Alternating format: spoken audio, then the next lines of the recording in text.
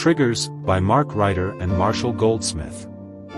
This summary is brought to you by Hook My Book. In this book, the author talks about how our environment can be a powerful force in our lives, and how we can use the choices we make to control how our environment affects us. Triggers are things in the environment that can make us behave differently, and our environment is constantly interfering with our behavior. Triggers can come from many different things and can have a big impact on our behavior. Environment shapes our behavior. Most of the time, our environment shapes our behavior in ways we are not aware of.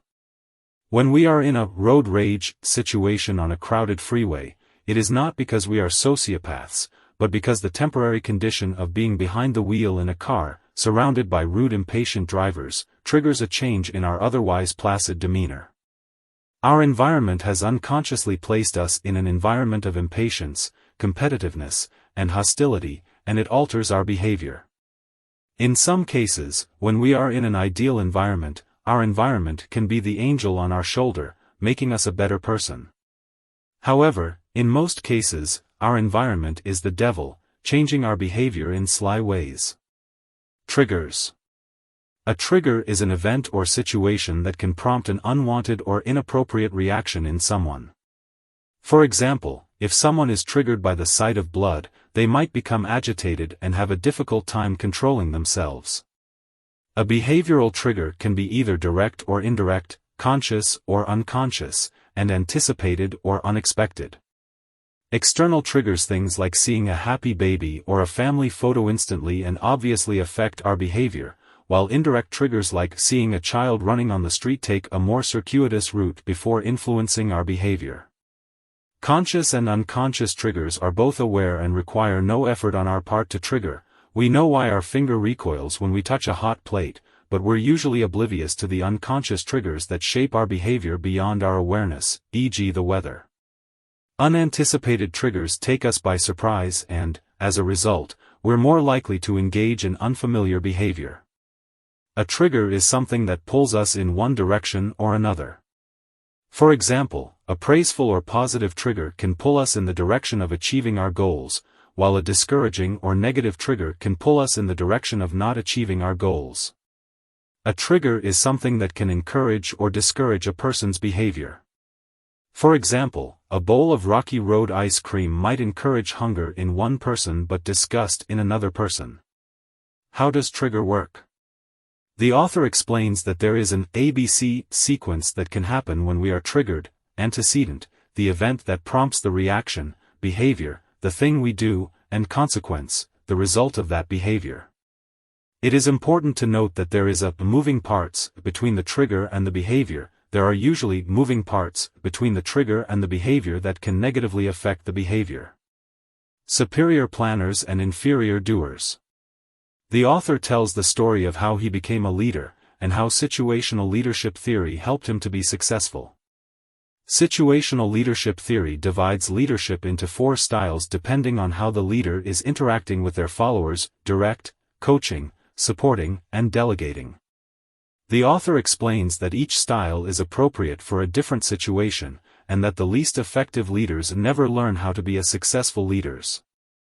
The 2 personas that inhabit our mind each day are the leader, planner, and the follower, doer. The leader is confident and motivated, while the follower is compliant and unmotivated. The leader assumes the follower in them will obey each order precisely as they have articulated it, while the follower assumes the leader will not be present with any reasons to fail. Whether you're leading other people or leading the follower in you, the obstacles to achieving your goals are the same. You still have to deal with an environment that is more hostile than supportive. You still have to face other people who tempt you away from your objectives. You still have to factor in the high probability of low probability events. And you still have to consider that as the day goes on and your energy level diminishes, your motivation and self-discipline will flag. Anticipate. Successful people are good at anticipating the environment in which they will be. For example, when an ad agency team is going into a client's conference room to pitch an account, they usually have practiced their presentation many times in advance. Trial attorneys never ask a question they don't know the answer to because they want to create a positive emotional temperature in the room to make the client feel comfortable.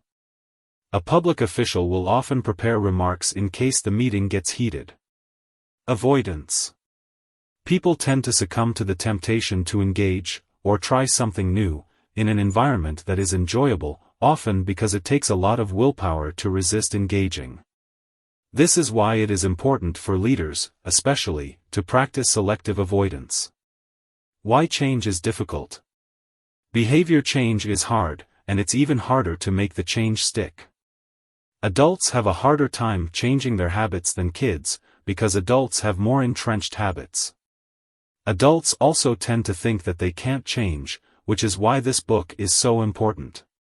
The book talks about how to overcome resistance to change and how to change habits.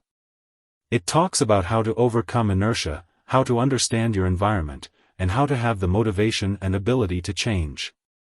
People can't just will themselves to change, it has to come from within. Changing habits takes a lot of effort, and it's easier said than done. People believe that life is supposed to be fair, which causes them to feel cheated when they don't get what they expect. This can lead them to become rebellious and stubborn, refusing to change their behavior or self-identity in order to adapt to new situations. People often overestimate their own abilities and underestimate the abilities of others. This leads to an impaired sense of objectivity, which can stop people from making the changes they want to make. Change.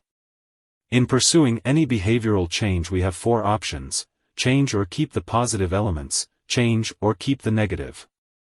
Behavior change often starts with imagining ourselves in a different situation and working towards making that a reality. People often struggle with this process because they are not sure what to do. Successful people often have successful behaviors that they repeat often, but they also have successful behaviors that are new to them. Preserving means maintaining what is good, and it requires soul-searching and discipline. Successful people are always looking for ways to improve, so they have a lot to preserve. But when they face the choice of being good or getting even better, they instinctively opt for the latter and risk losing some desirable qualities. In its sly way, preserving can be transformational. The author tells the story of how he changed his career path after being told by his mentor that he was too busy and not investing in his future. He reflects on how eliminating some of the busy work that he was doing at the time helped him to make this change. He also reflects on how sacrificing something we enjoy doing can be a difficult decision. The Buddhist wisdom is contained in the parable of the empty boat. In the parable, a young farmer is paddling his boat upstream to deliver his produce to the village.